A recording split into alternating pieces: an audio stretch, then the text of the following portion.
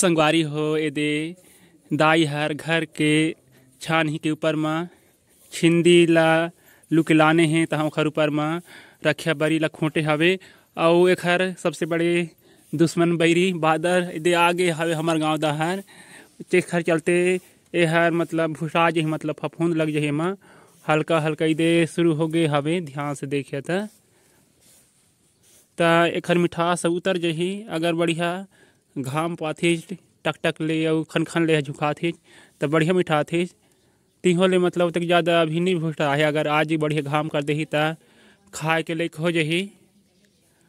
और का बोलते हैं एला हमन ऐ चीज रान सकत हन मतलब बड़ी बड़ी मतलब रखे बड़ी नहीं तो एला मिंजरा घलोक रान सकत हन आलू के साथ में चाहे और कुछ के साथ में। तो एला सुक्खा घलोक रान सकत हन झोरहा घलोक रान सकत हन।